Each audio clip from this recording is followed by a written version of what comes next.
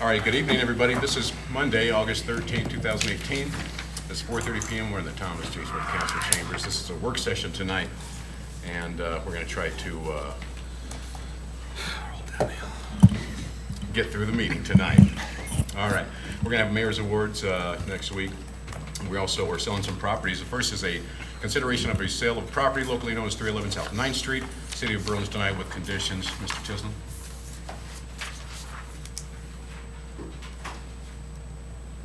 This property is located on the west side of 9th Street, just north of Maple, south of Elm, and east of 10th Street. We acquired through the abandoned building program. We have had interest in the property. We've had 2 bids submitted for the minimum amount on this currently for rehab. We have had discussions previously with the Maple Leaf Center is there on Maple Street about they're interested in acquiring.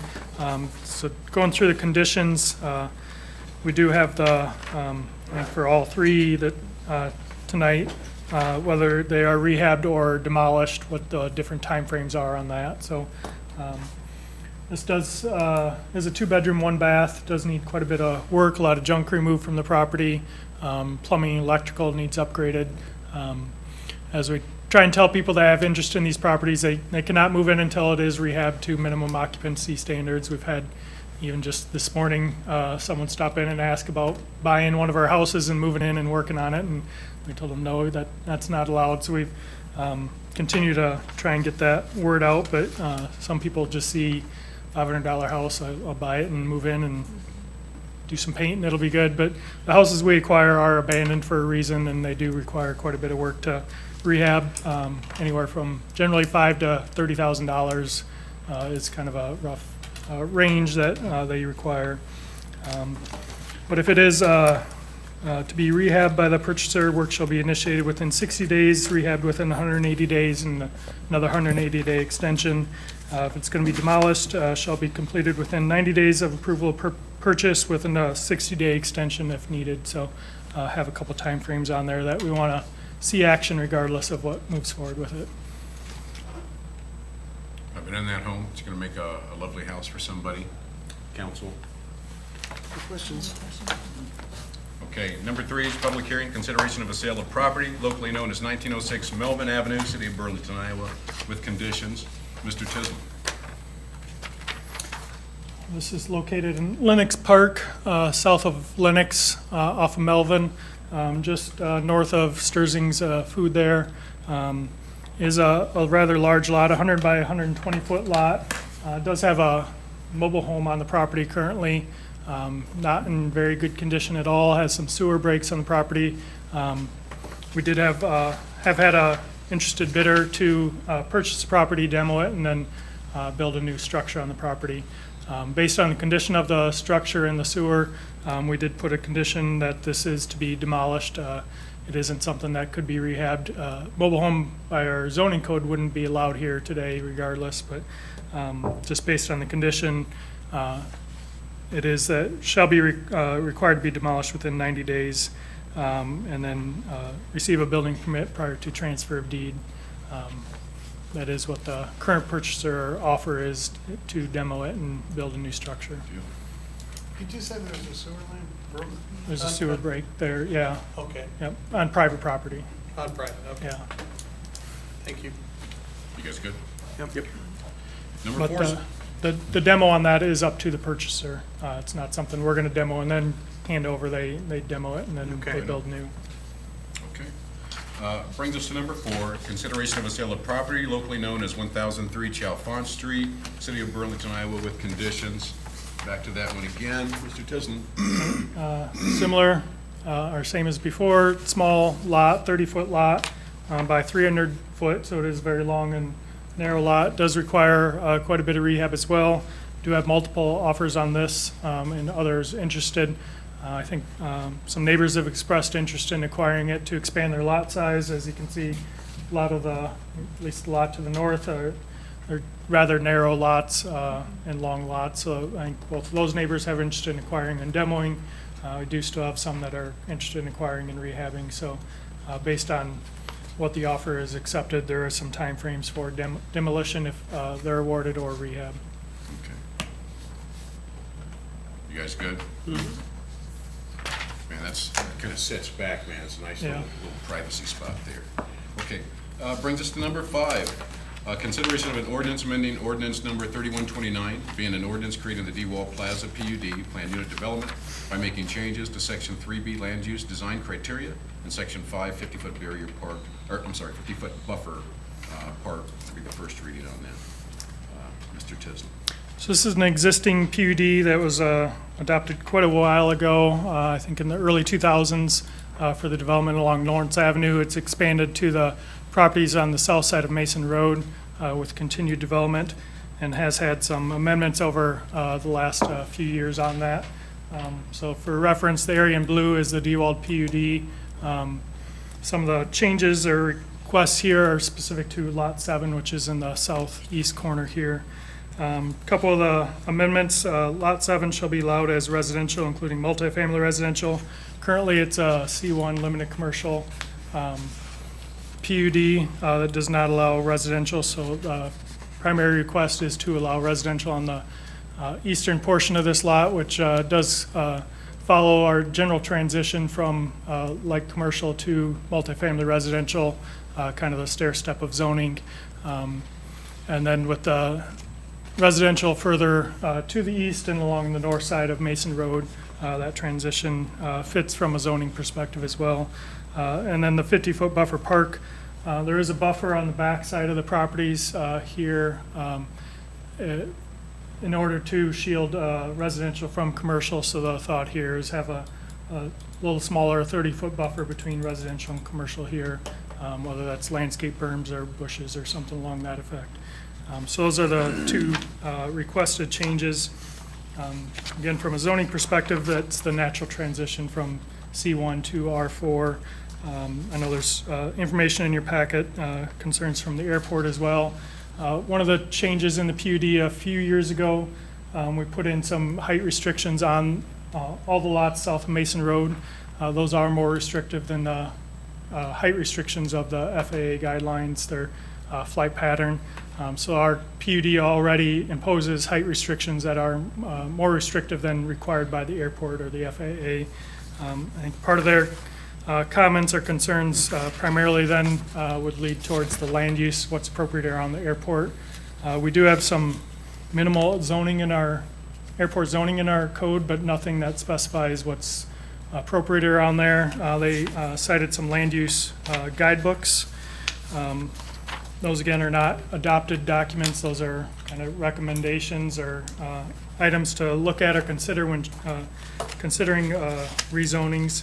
And I think in Chapter 3 of it, it specifically states appropriate density within the vicinity of an airport can be a challenge, and density can vary from airport to airport depending on the needs associated with communities, type of airport or aircraft used. So these aren't national. It's not a national standard, it's kind of a recommended guideline, but something to take into account, but also realizing each community is different. Each community has different needs, different uses of the airport. So really it's a guidebook to one tool to look at, but it's not anything that says you have to use this or you have to do that. Right on. You good? One other map that's in there just for reference to show where this property's at in relation to the airport. So this is the end of the runway. This lighter green here is the runway protection zone. There's no construction allowed in that. This building here is just outside of that. It does have some major height restrictions. Along the sides are the transitional zones. This is the lot being considered right here. As you can see, as the airport goes out, Stonegate Apartments here at the end of the airport. Village Cooperative is in the transitional zone that was constructed a few years ago, Mason Meadows. So we do have quite a bit of development in those areas. We are conscious of the height restrictions. Generally, our zoning code's more restrictive than airport guidelines, and then in this case, the PUD made it even more restrictive, so we're trying to take those factors into account. But I know the airport did submit a letter and does have their concerns they wanted to pass along as well.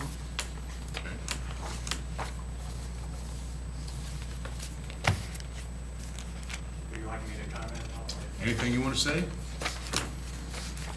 You're here, man, you might as well. Mike Pearson, 611 Monticello Drive. So, as Eric said, we're simply asking for an addition to the options for zoning allowed there with a PUD. So currently it's commercial, and we're asking to additionally have the option of single multifamily development there, which is less dense than what it's currently set up for. So if you have a house or apartment building, is less dense than a restaurant or a hotel.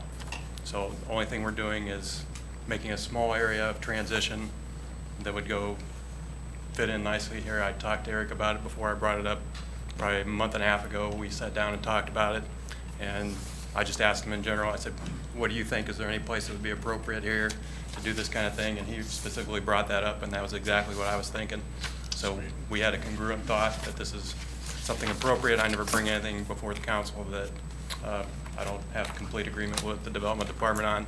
I'm not here to cause any controversy or anything else. I know the airport authority expresses concerns, but they've done that each time I've had anything come forth here consistently. So again, I think we've done our homework appropriately, and it's thought through with the development department.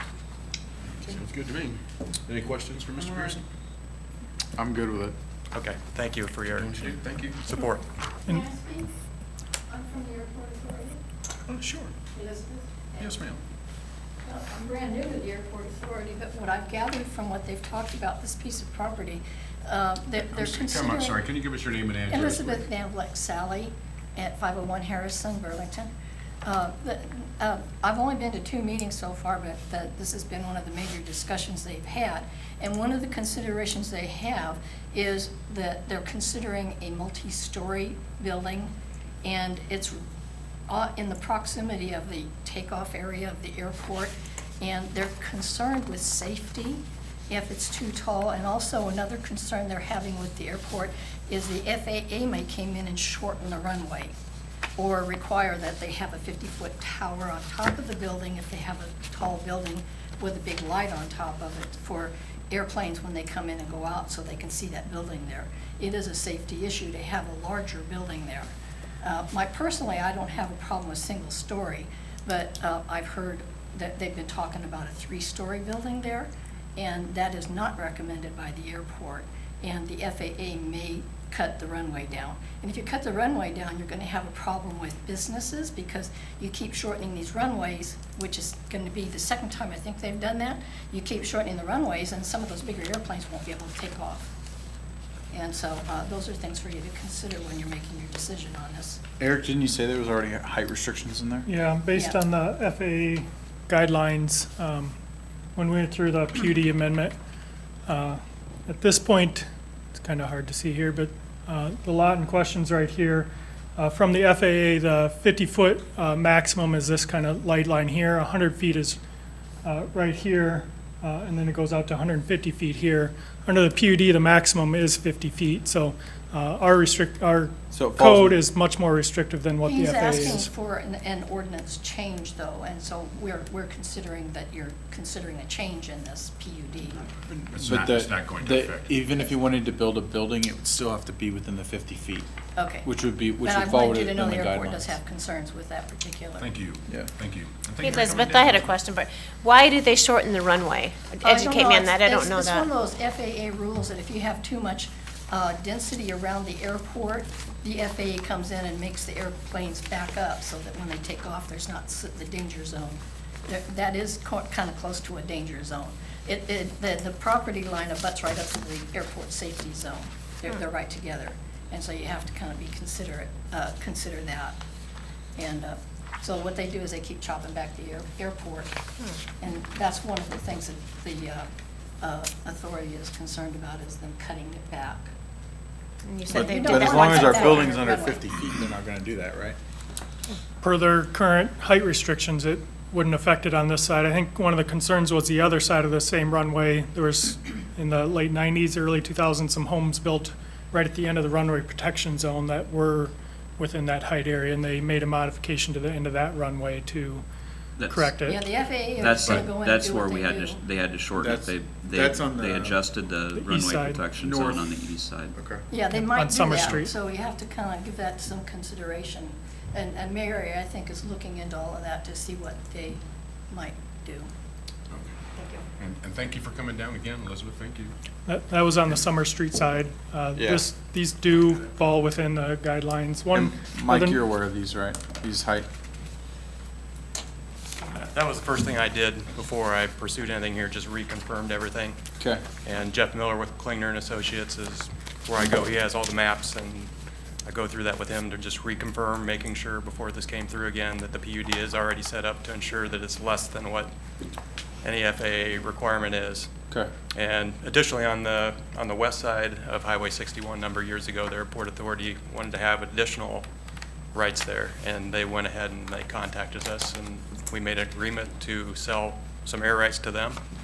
You know, so if they have interest in doing something more restrictive than that, they can always contact me, and I shared that with Mary after the planning commission meeting. So, Sure. I mean, at this point, we're doing everything within the requirements from the FAA, and again, consistent with, we're not asking to change the height. That's already in place. Everything's the same. All we're doing is requesting a lower density alternative here. That's fine. And I have multiple things that it's not just one thing I'm looking at here. There's, just like the rest of the development, I have concepts for all 17 acres that I'm trying to pursue, and none of this happens overnight, and it's just a matter of effort and having things set up, planned appropriately, which is what I'm doing here, so there's no guarantee of anything happening on this spot necessarily. I have a couple different alternatives, not sure how everything will turn out, but I'm making sure that the rules are set up appropriately to have this flexibility, to have a transition from the commercial through residential here for that spot. Okay. Appreciate your support. Everybody good? Thanks, Mike. I'm good. Thank you. Thank you, Mr. Pearson.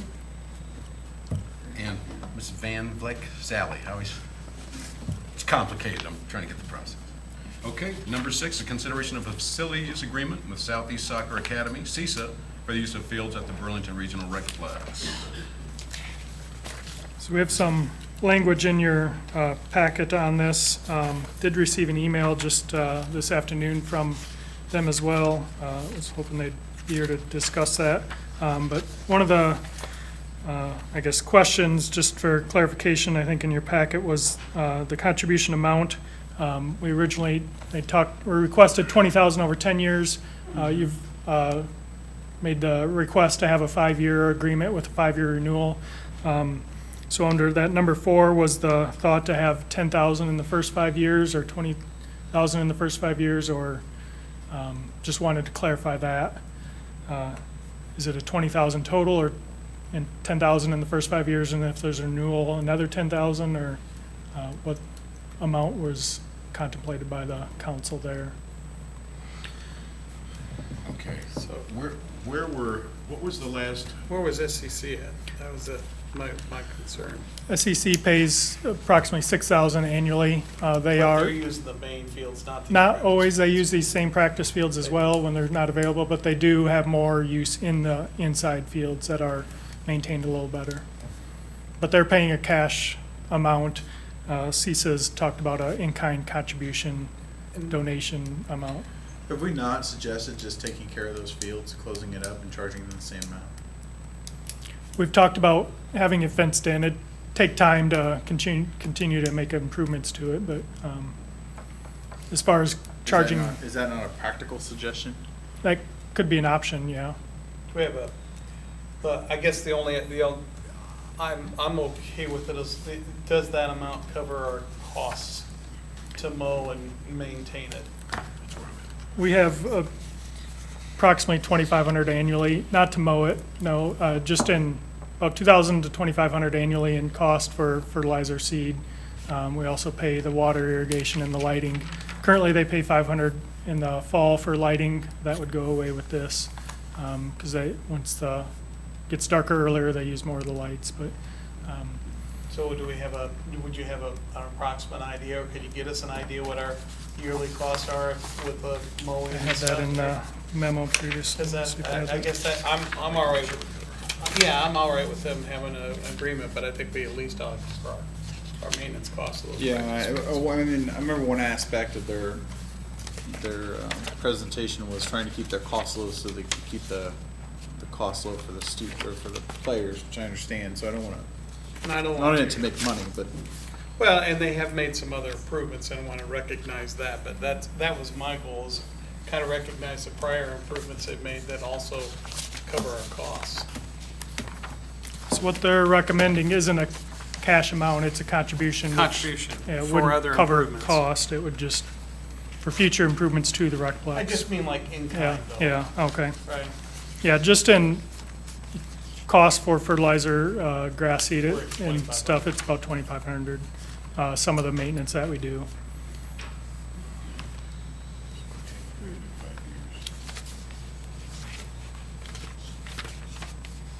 I'm okay with,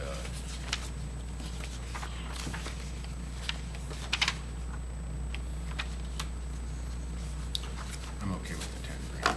I think I am too. Just leave it as it is. 10 every 5. I'm fine with that.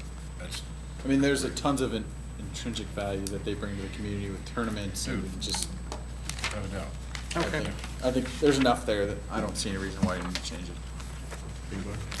No, I'm fine. We have a good working relationship with them. We have, and I like all the improvements that they've done in the past and continue to vow to do, and I think we need to continue.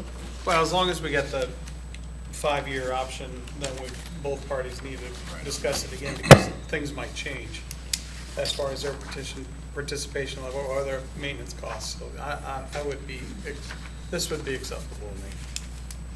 Okay. So a couple other things in there. Per their email they just, again, sent this afternoon, they'd like to see a 10-year contract. I just want to pass that along.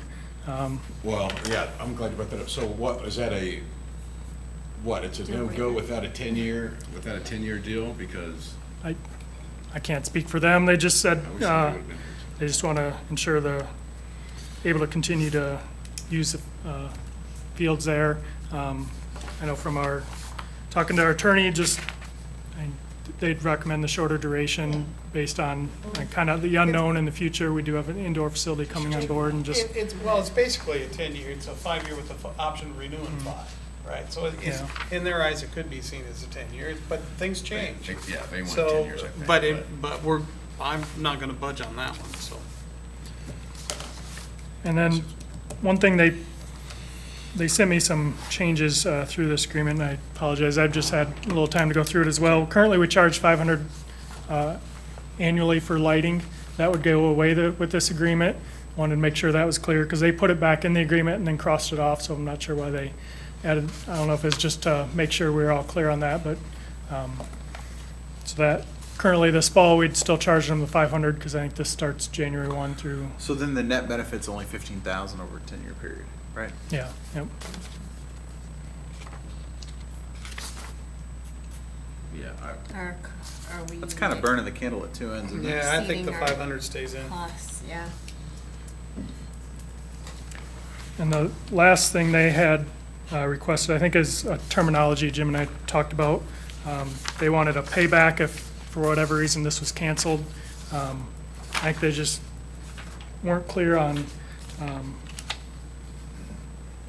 for number 4, we're going to make the change that the contribution fee of $2,000 is in the form of cash or in-kind donation of approved equipment at the Recplex. So it's not they're not out $20,000 over these 10 Yeah. years. If if it's canceled, I think their concern was if it's canceled after 3 years for whatever reason, they have to pay the full 20, or if they paid an amount that we're paying them back. But we're not collecting money. They're making improvements there. And if they put 10,000 in lights in, we're not going to write them a check back for $2,000.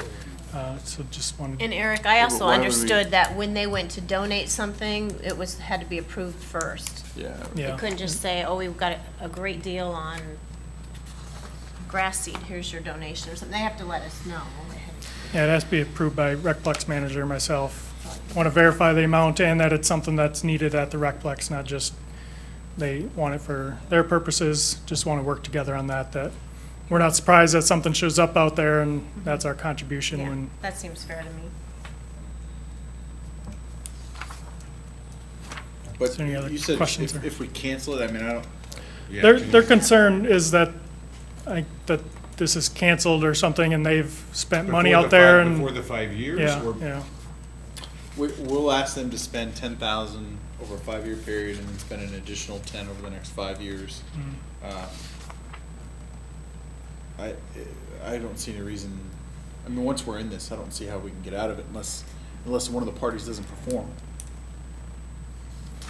I'm Right? just saying. Yeah. Yeah, I don't see any issue with the first 5 years, you know, and it's not like we're getting out of it after that. We still have to renew, so I mean.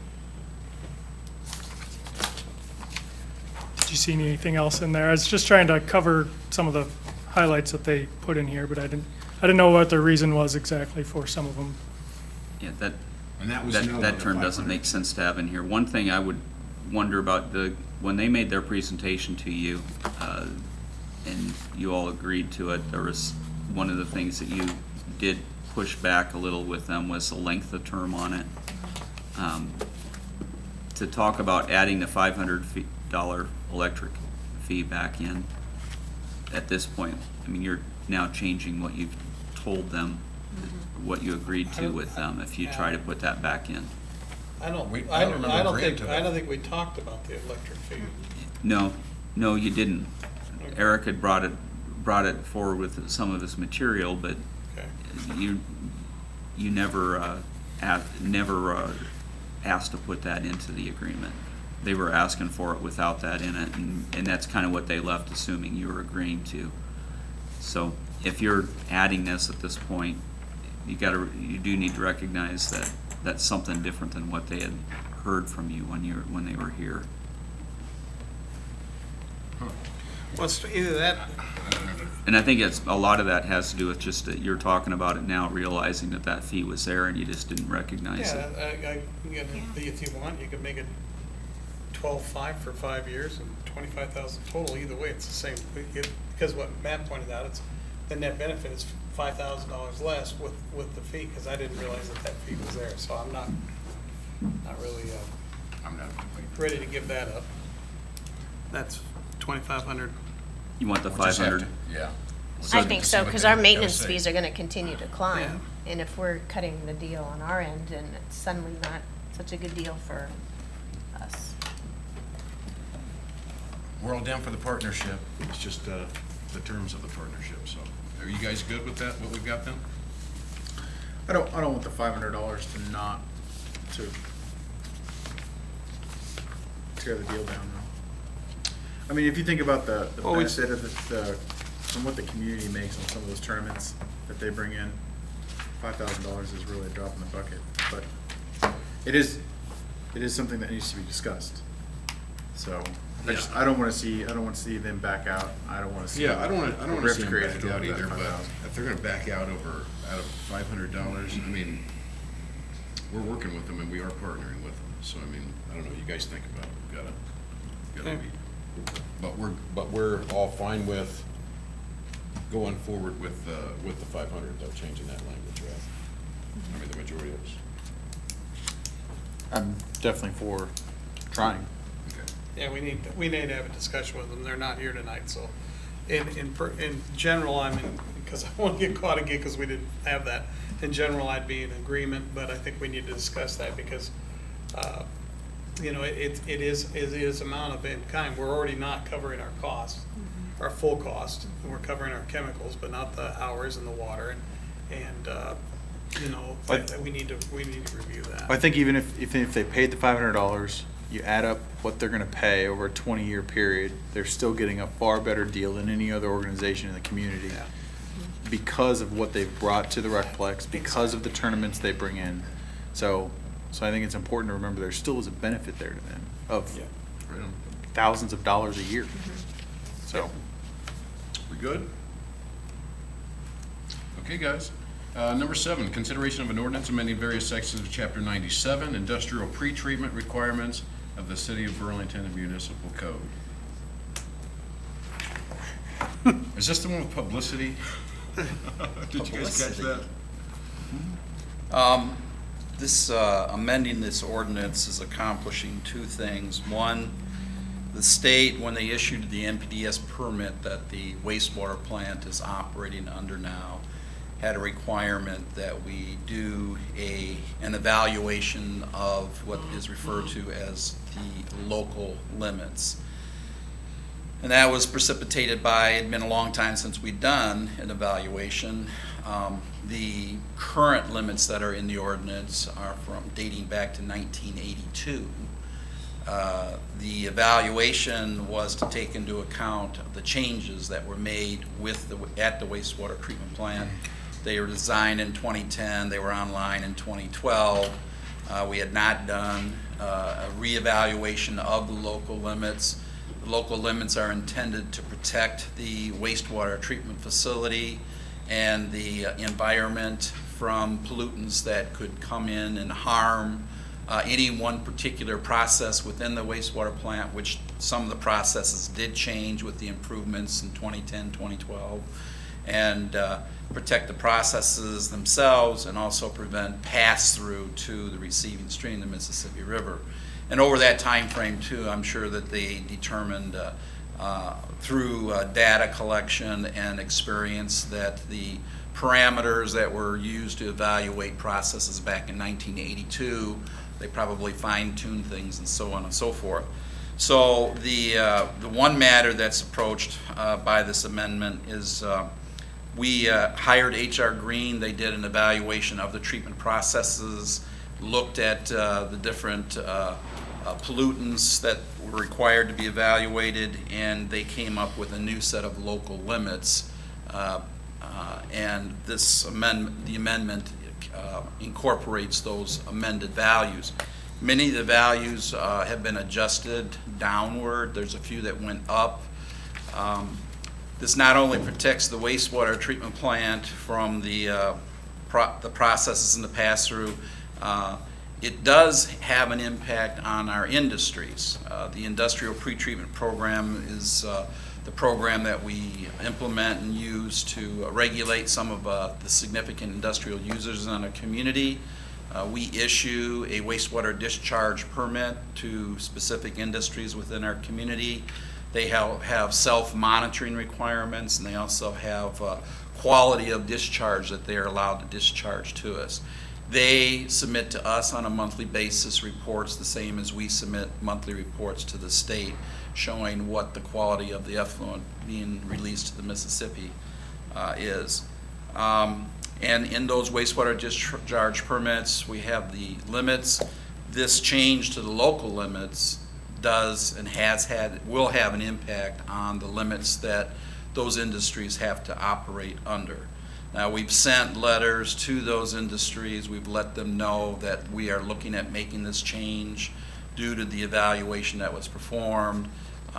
They are aware of the limits. We've told them as far as the meetings for the readings of the ordinance. So if they have any issues or whatever, they'll have an opportunity. We want to make sure that they feel like they have an opportunity to discuss that or make any comments about it. And what way is this going to affect them, Don?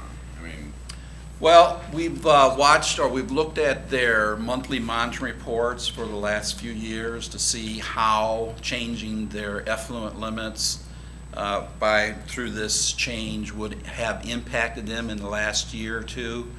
And what we've seen is we've seen one or two instances where an industry has had a value in their self-monitoring where they would have exceeded the limit, which would result in a notice of violation to that industry.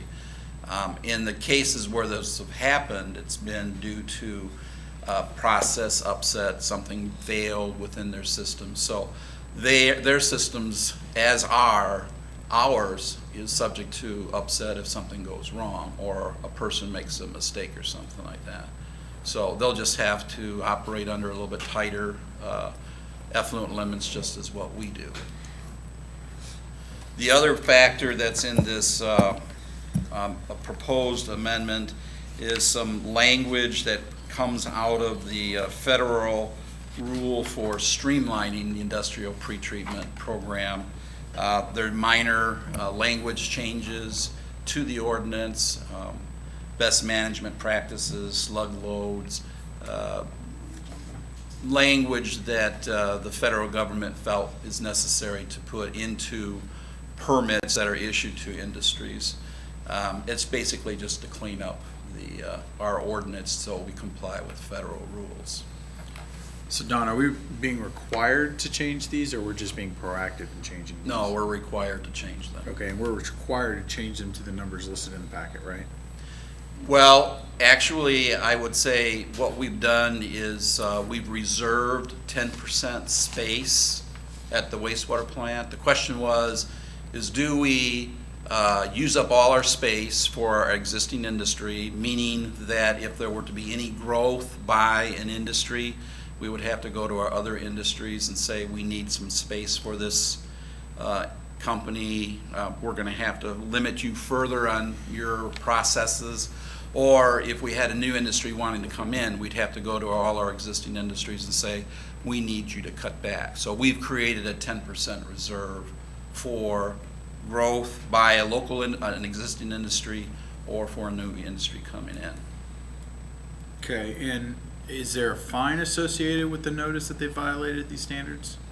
Or how does this work? You mean with the industry? Right. If we have an industry that, no, there's not a, Or is it just a there's notice not a that fine they've got that an is issue? automatic. We have the authority in our ordinance to apply a fine.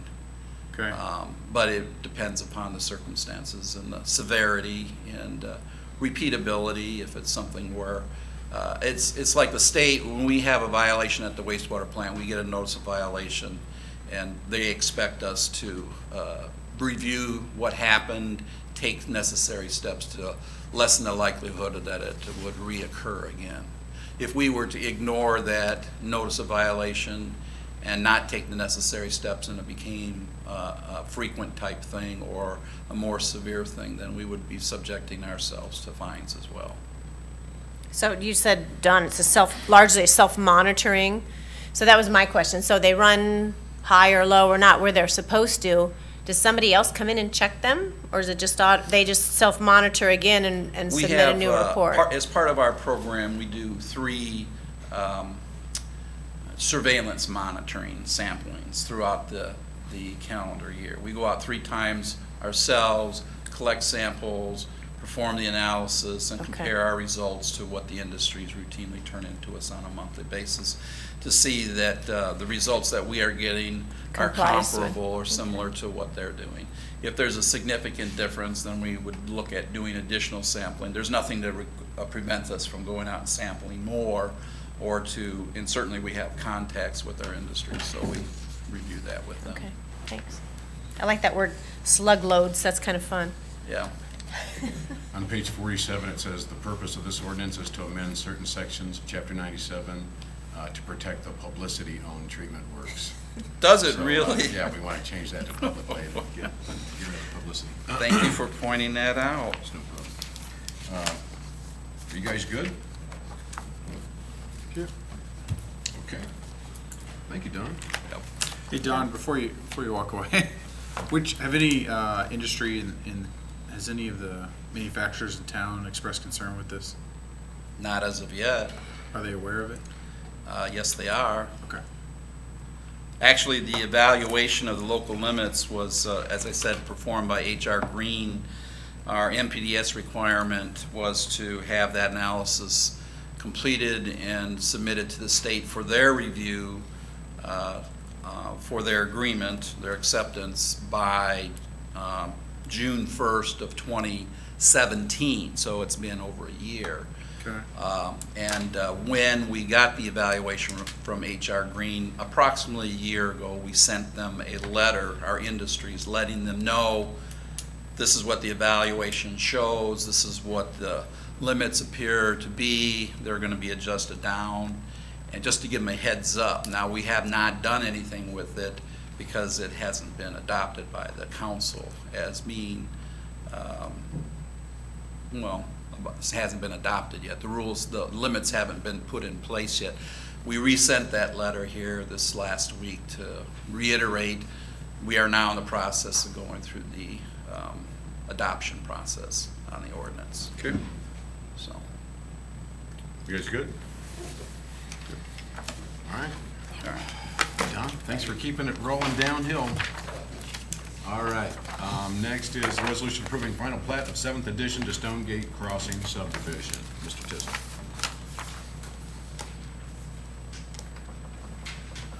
This is in relation to the lot previously discussed with the PUD amendment. This is Lot 7 of the Stonegate Crossing subdivision. Previously, lots near Lawrence Drive have already been platted. Lots 1, 2, and 4 on the northwest side of the development, and now requesting Lot 7. Regardless of the zoning, this is a legal lot, has been approved through the preliminary plat process, was approved by the Planning Commission October 2016 and Council November 2016 for the preliminary plat. All development within this subdivision and lot would have to meet the currently adopted PUD standards for this area, which is the DeWald PUD. With this Lot 6, there is intended to be a shared access drive lining up with Sequoia Drive for the lot as it's developed to the north of this lot. You guys good? Okay, let's move to the consent. Thank you, sir. A resolution approving nuisance abatements for various properties. Any issues? Number 2, final acceptance, final payment, and release of retention monies for the 2018 parking lot improvements, Main Street and Valley Street lot. Jess? Jesse Howe, City Engineer. I'm covering the Public Works items for tonight. Again, we're releasing final payment for this project. We did have some quantity overruns and change orders that amounted to $6,000. We came in over budget, which we had kind of anticipated going into this thing, but it was a need for the community. We did generate 21 parking spaces over there, so that's the long and short of it. If you guys have any questions. 21 additional. 21 additional, yeah. You guys good? Yep, looks good. Looks very nice. Okay. Thank you, sir. Number 3, resolution approving purchase of a single axle dump truck for Public Works, Street and Sewer Division. So, this one is for the maintenance guys. We did get bids through the state system. They came in $4,700 over what we had budgeted. However, we do have a road grader that was also in the budget, and we're getting it through from the county, and it's going to be about $20,000 under what we had budgeted. Sweet. So we'll be able to cover the overage. This purchase came up to $116,790.60. So, Okay. You guys good? Good. Number 4, resolution approving an agreement with Midwest Truck Advertising for professional advertising services on city buses. yeah, our current advertising provider is no longer offering the services, so we're just switching to basically the only other advertising company in the state that does it. They're based out of Des Moines. And we're recommending a 2-year contract with them. Cost Yes. is gonna be the same? I think it was a little less, wasn't it? It's not a cost. They pay us for advertising on the buses. Okay. Last year, I think we were at 14,000. The year we just finished might have been down to about 12,000. And he's got in here, this should generate, he says 5 to 15, but it really matters how much what they're able to get onto the Sell. buses. Okay. Percentage. You guys good? Yep. Thank Okay, you. we've got a set, thank you, Jesse. We've got a set date for public hearing for September 4th for consideration of an ordinance amending certain sections of Chapter 105 Garbage and Solid Waste and Chapter 106 Collection of Solid Waste of the City of Burlington Municipal Code. Ready to touch on that? Okay. Discussion items, pool dome, number 1. I'm gonna go through first. Currently, we're under a lease agreement for operation of the pool with Most LLC. That was approved August of 2017. Part of the terms of that lease were that they were to begin paying monthly payments of $2,500 starting in September of this year. That was anticipation of receiving a grant and being able to start construction this fall and hopefully have it open this fall as well. Did not receive the CAD grant, but they're still moving forward with the project and fundraising on that. So they'd like to modify this lease agreement to better reflect actual use.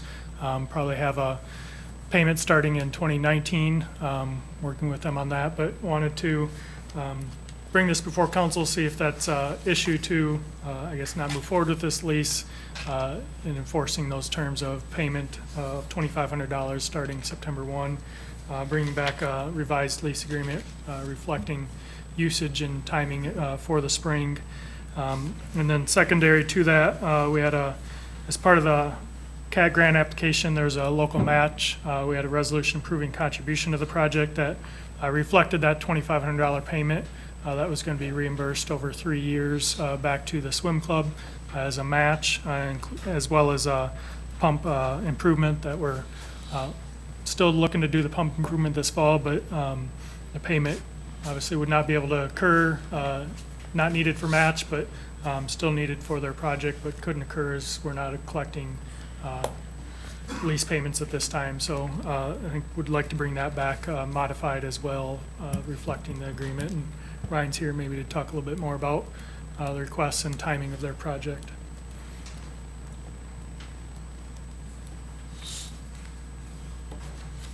Ryan Ritter, 117 Glendale. So basically, we have to redo the agreement. It looks like at this point we're gonna push back until starting in the construction in the spring. So whatever we kind of talked, whatever works for you guys is what we'll go with. Whether that's we go with the same 9-month or we go with the 12-month agreement. However, whatever's easiest is what we're thinking. So we'll get back to that here the next month, but really we're moving forward. We guaranteed Eric and Brad that there's some concrete work that needs to be done before the pool opens in May, and no matter what, that'll all get done. So all the deck work and everything will be done before the pool opens in May, and then but that gives us a little more time for purchasing the bubble and getting that stuff going. So Is the deck work that's being taken care of by us, right?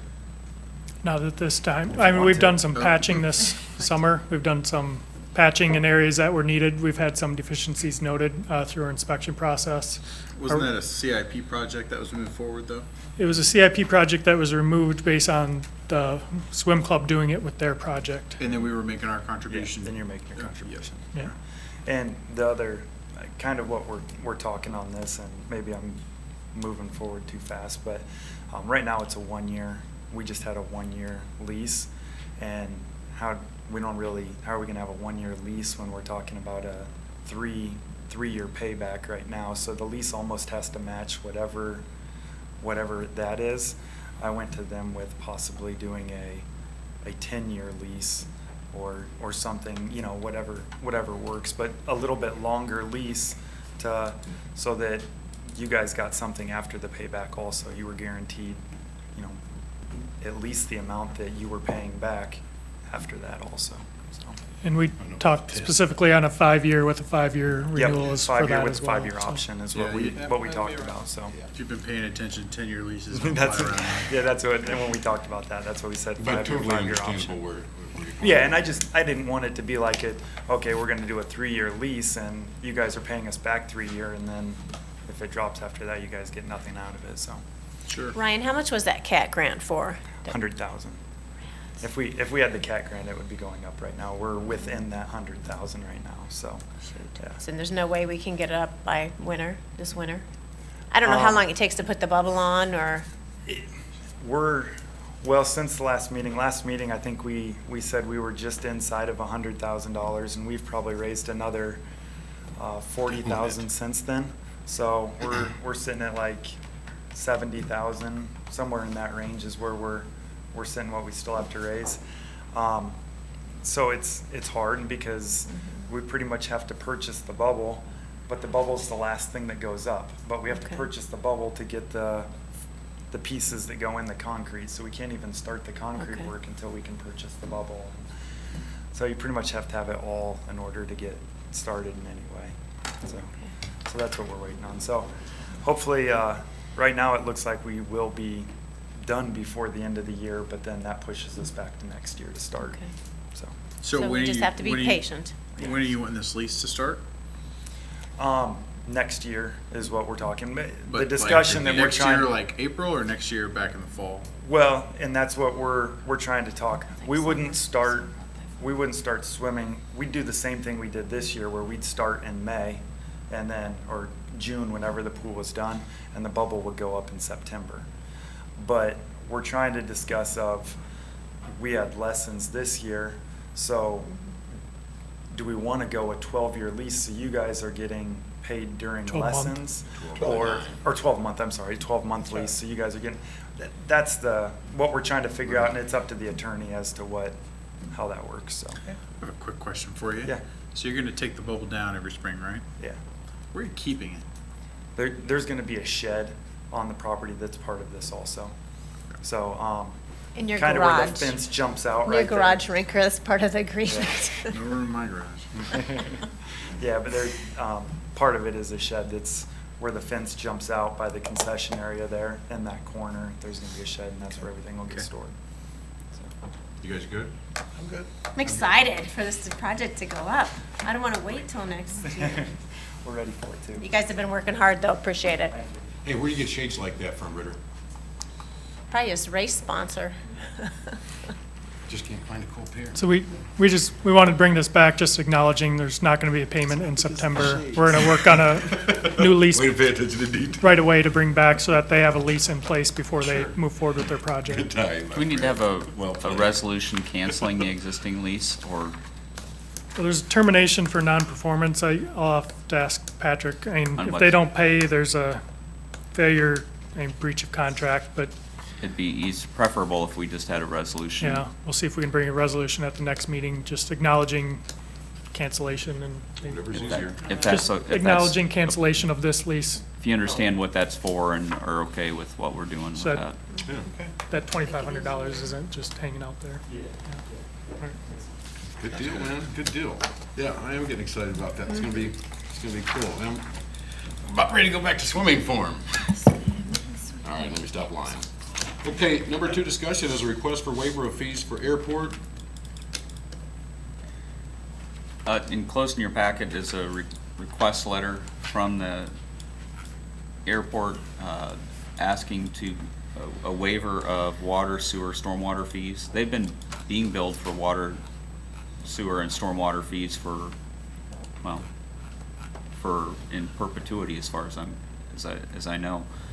But with the new ERU unit method for billing on stormwater, and getting the impervious surface built into what they were being billed. I mean, they should have, technically, from an impervious surface standpoint, they should have been being billed the higher amount previously.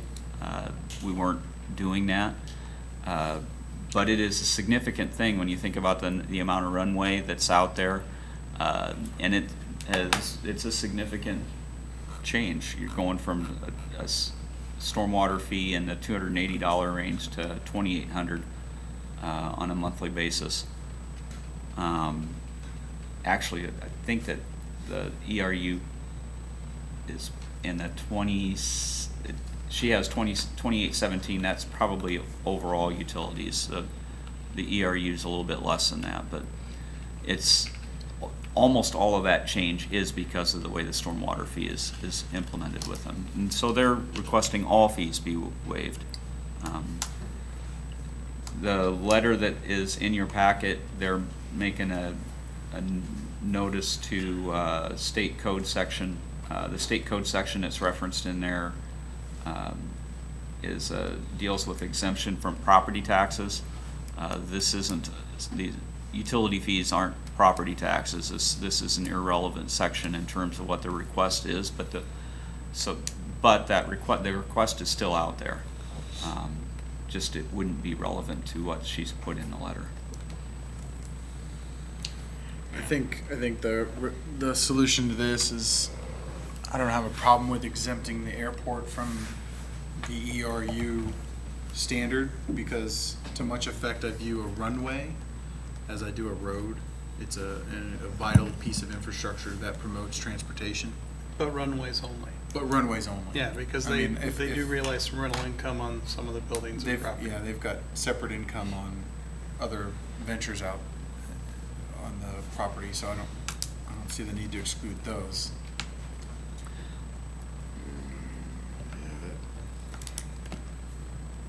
See, that's even a stretch for me. But that's my ceiling. It's not like I mean, Bored by you the- got to have a runway. well, I know that we're still gonna have a runway. It's just, you're trying to figure out some cost savings. So are you saying don't provide the exemption for the ERU or exempt the whole thing? No, I'm not saying exempt the whole thing. I'm just saying,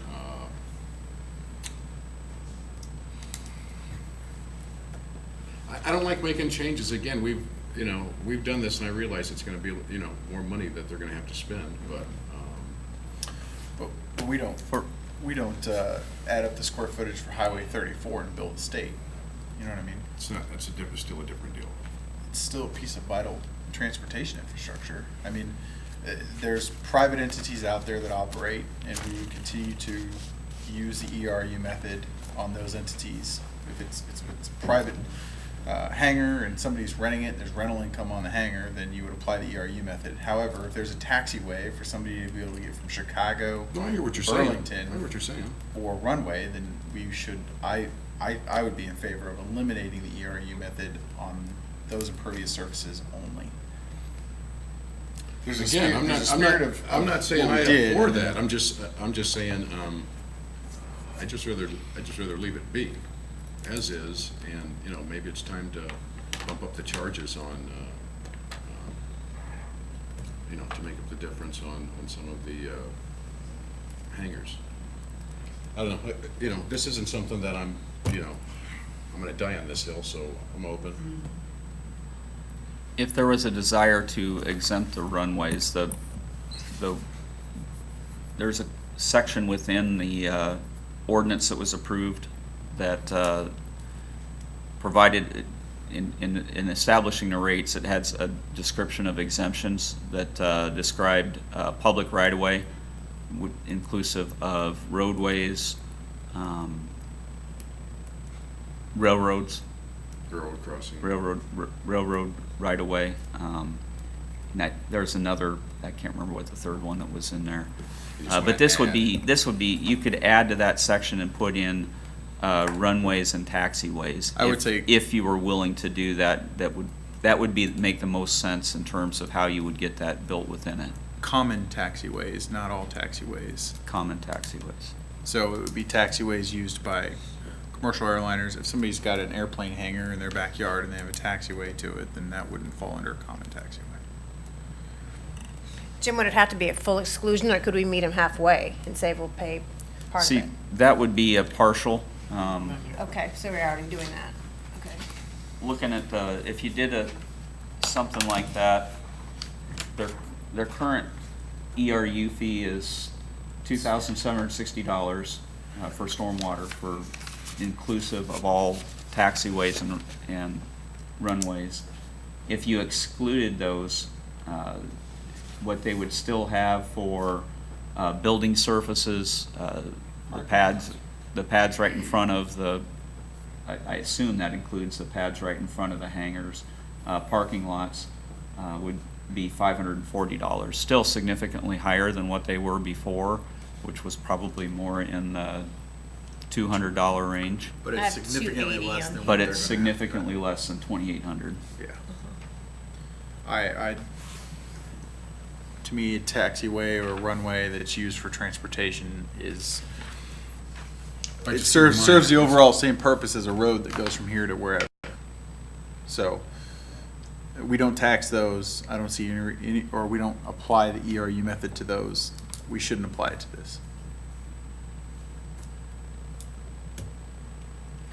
If you'd be willing to see an ordinance change that modified that exemption to include that language, we can bring that forward. If you don't want us to entertain that, we won't bring it forward. Well, I think whatever we do needs to be part of a maintenance rather than an individual negotiation. because then everything's up for grabs every time, and that's why we went with this. So thinking about it, I don't have a problem with the runways and taxiways, and I think the word common is important, being exempt, because I feel that is much like a road out in front of someone's home, or a road that goes through a person's property. We're not gonna charge them for that. So I would say, I would be in favor of an ordinance change on that. But I'm definitely, we definitely need to account for the parking lots and the buildings and the pads in front of the hangars. It would strictly be for me, the runway and the taxiway that are common. So, that's So, okay. Yeah. I'm still trying to figure out how we can get more revenue to build more parking lots. well, but you're not also, I you're not know. in the business of penalizing I know, a I revenue know. generator for our city as well. I know. Give us the language. Okay. Vote on it and go from there. Okay, finally, number 3. I've been waiting on this. Jake break ordinance. We had, Who's bringing it? we had someone who came forward wanting this on, and Katie worked with him. What date worked for him to be here, and he's not here. He's not here. But over the course of the last year, we've probably had 2 different individuals express some desire to see discussion of Jake breaks. This individual, I think, lives, would it be Archer? Arch. So that would be adjacent to 34 on the east end of town. Yeah, I used to live there. So right in that neighborhood, the other individual, I think, is on the library board that made a comment about it maybe 6 months ago. Those are the only comments that I've heard. Now, that doesn't mean that other people haven't complained about it or have a desire to see a discussion come up for having a Jake break ordinance or some type of a braking system ordinance in place. I'll be, They're just concerned with the noise pollution? For them, that was, they hear it from, the individual came forward, hears it from their home. And Yeah. Well, I'm not supporting the Jake break, but I'll just say from I live at 4th and Arch until a year ago, and you definitely hear as the semis are coming winding into Illinois, they ratchet up the Jake break, and it is a racket akin to the railroad horns. And so, but by the same token, I was there 23 years and I got used to it. So that doesn't mean, it's kind of, but I also got used to the railroad horns before they went away, but I'm blessed that they're no longer here. So my biggest problem with the Jake break ordinance is how do you enforce it? How do you catch them? That's the question, and why would we implement something how are you gonna enforce that, for one? And 2, no offense, but I live by the airport and I hear loud planes a lot of times, and, But you if just you can't. but if you live next to the airport, you expect to hear loud planes all the time. Well, that's pretty close to the freeway. That's my point. If you buy a house right next to the freeway, then you're going to expect to have noise pollution from the freeway. It comes back to enforceability. I don't want these guys to be tied up on the highway checking semis as they roll in town to make sure that they're abiding by a new ordinance. Not just that too, but doggone it, what are we gonna start taxing the air for blowing? Where does it? Better be careful. Where's it Taxing in? the air for So, blowing. no offense, whoever that is. but- We're mainly talking about Are- truckers going through our so- community. Maybe we put up a sign that says Jake break ordinance enforced and let them go, because I see them all the time on the road and other communities. Just because you put the sign up, they don't know you're enforcing it or not. You might get half of them to stop. I don't know. All right, well, the gentleman's not here. I to think discuss we it. need to, I at like least your hear. creative solution. Well, I at like least that. hear him out and Yeah. go from there. Because I understand what he's talking about from living there, but you buy a home next to the highway, you're gonna hear it. It's just the same thing as hearing the cars go by. So, it's, All right. same thing if you bought, like when if you buy one next to the railroad track, you're gonna hear the train go by. So, but at least we can hear him out. He can put it out there and see. All right. Mr. Tislin? Nothing on the way out? Councilwoman? I can't think of Something's going on this weekend, but I can't remember what's going down, so you guys will have to fill me in. I've been out of town. She's been wearing a couple different hats. Yeah, yeah. Councilman? Heartfelt thanks to our police department, fire department, and community at large for their response to the Tama building disaster that happened. Really, I think those tragedy moments are where Burlington in particular shines, and so great job, men and women of the community. Touche. Well said. Just want to Go ahead. give a shout out to the police department for showing up at the block party. Chief came there and was showing off, talking about that he had hair and I was bald. I don't know what that was all about, but anyways, it's good to see that though the seat has changed and we got a new face in the chief spot, that you're holding it down just like before. It's good to see, appreciate that. And also just want to reiterate what Mr. Billups said. Outstanding. I want to get with you, I want to talk to you later about that. I want to make sure we recognize that. But yeah, outstanding job all the way around, all of Des Moines County. But we definitely want to recognize our men and women that we have in our department. Mr. Rinker? Nothing of extreme importance. I will not be here next week. We're in Disney World, but I will call. So Bring me some mouse ears. you want some mouse ears? If you get some, I get some too. That's all I They'll got to say. probably on fit that. on your. Well, actually, they fit on both your I've heads got a pretty big good. head, man, so I don't know, it probably won't work for me.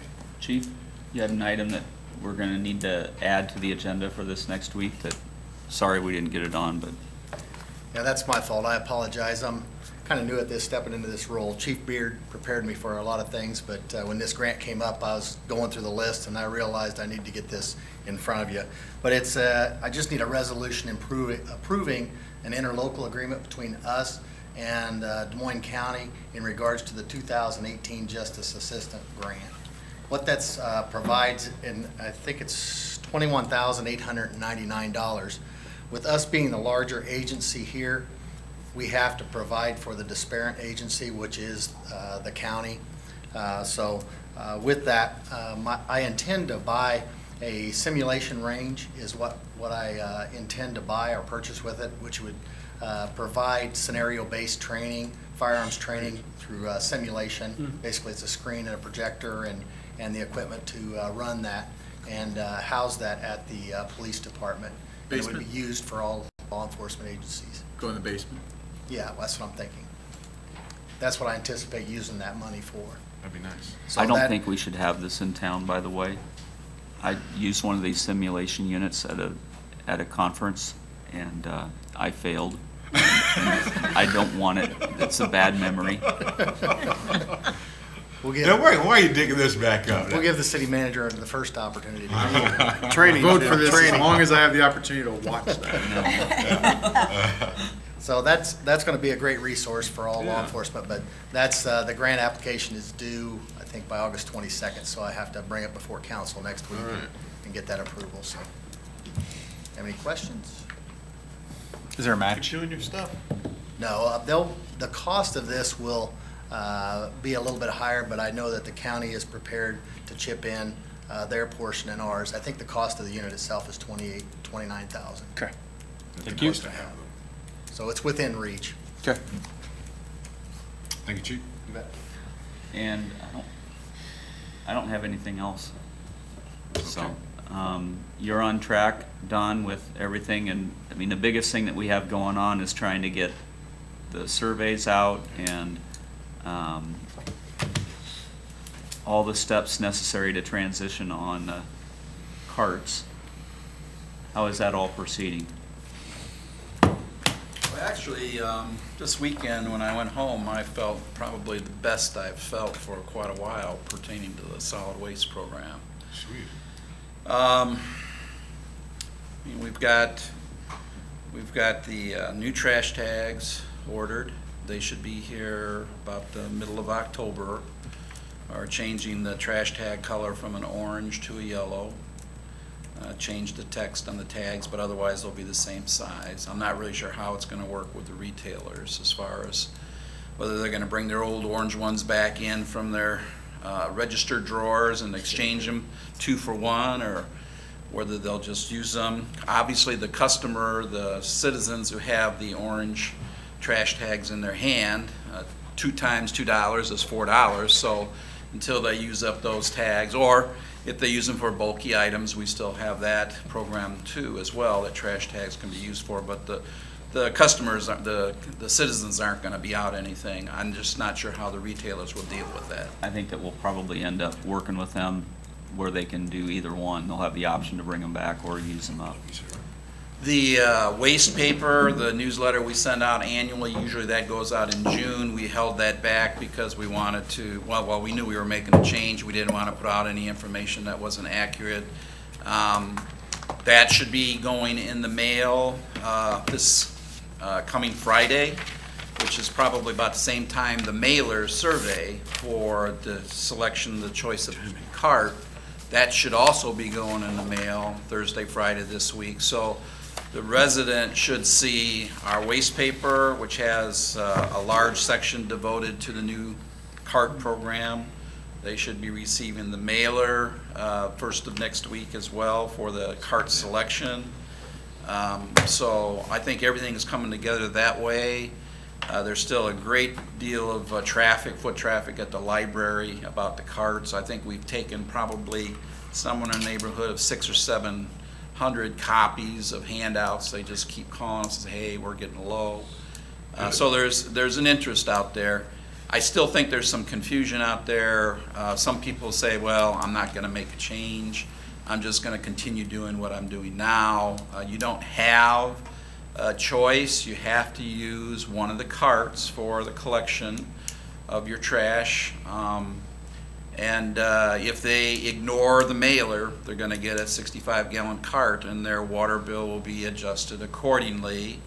And as you understand, as you know, there is no grace period for the changing of a cart. So it's going to be $35. You get that 65-gallon cart, you threw that mailer away, you chose not to answer it, you get your 65-gallon cart, it'll cost you $35 to change it to something else. Trash tags will be going $4 November 1st. We still have some loose ends to tie up. We have to figure out where the carts are going to be delivered to off the semi and assembled. And of course then there's the distribution, which should begin around September 24th, and they should all be distributed to the residents by October 6th at the latest. One thing that may cause some confusion, likely will cause some confusion, is that regardless of where your garbage is currently collected, curbside or alley, the delivery of these carts are going to be to curbside. So even if you have alley collection, hopefully most houses have addresses on them. I'm sure they'll use GPS and that type of thing to try to identify the houses, but all the carts will be delivered to curbside. There's the issue if you're a landlord and you have an empty apartment or apartments and the carts are delivered to that curbside there, who's going to take those carts back up to the property? Or if you go on vacation, who's going to take that cart from the curbside? Is that cart going to sit there at curbside for weeks and weeks? Hopefully neighbors will be neighbors and take the carts back to the house, or they'll make arrangements for relatives to take the carts back to the house. But they're going to be delivered to curbside regardless of whether it's alley or curbside collection. So people need to be watching for that. What color did you end up going with, Don? They're going to be a dark gold. gray. They're going to be a They dark are, gray send them with back. a dark gray with a dark blue lid. That's what they'll be. They'll have the city logo on them. You said gray with blue? Yes. Okay. You guys good? You did put on your waste wrap comment about ongoing discussions that we're probably going to be having over the next few months. Citywide cleanup, that's included in that, the waste paper, indicating that one of the suggestions has been to go to more of a bulky item program. And I personally think that's the direction we'll be going. I'm not really sure how that program will work, how it will be ultimately set up. And there's also been discussion, I know at the council level, expressed an interest about having being able to arrange for a special pickup at your property by prepaying so much money to go and have a truck pull up to the curbside and load the material on, more like what has been done in the past with the general citywide cleanup program. I'm kind of a troglodyte as far as Troglodytes. Good word. you know, as far as computer stuff, and Julie at the wastewater plant is suggesting, well, people pay online and they do things online rather than them having to go to City Hall and write a check or something like that. Maybe we'd set something up. So there's some odds and ends that we need to set up to deal with how that gets paid for or whatever. Could you bill a water bill? Could you just add it to the water bill? No, I think it would have to be a payment to City Hall like they do maybe for, I can't think of any fees off the top of my head. Garbage containers or private haulers, they have to get a permit to put it on city right away. Okay. They use PayPal, whatever that is, I don't know. There is still confusion out there. I took a call today from a resident saying, I'm going to go with the middle-sized cart. I was at the library, I looked at the informational sheet, I'm going to go with the middle cart. Right now on my water bill for trash, it says $42.75. Is the fee for the cart on top of that? And I said, no, that will replace that fee. So the fee that's on your water bill right now would go away, being replaced by whatever the appropriate fee, monthly fee is for the cart that you choose. It's not on top of. And for those that, here's the question. Two things. One is there's still an issue with some people wanting to dispose of their old trash cans and wanting the city to come get it. So that is one issue that I still would like to try to find some type of resolve with. And then I had a question. Leigh said she heard that she had to sit her, and I just want you to say it. She's watching. That she was told that she had to put her trash bag, after she gets the trash cans, on top of her trash can, that she can't set the trash beside the trash can. Can you clarify that? Well, the intent is that the extra garbage bag, if that's what they're going to have, sits on top of the fully closed lid of the container, makes it less susceptible to being gotten into by an animal or something to that effect.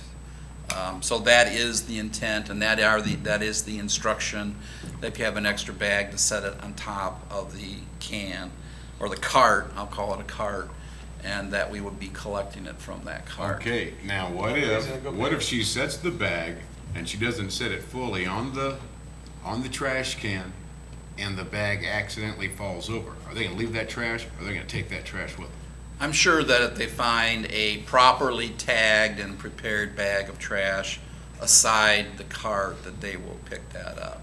Now, if a dog or a raccoon or something gets into it and tears it open and it's got garbage spread all over the place, then that's another matter. Okay. Another reason to go big.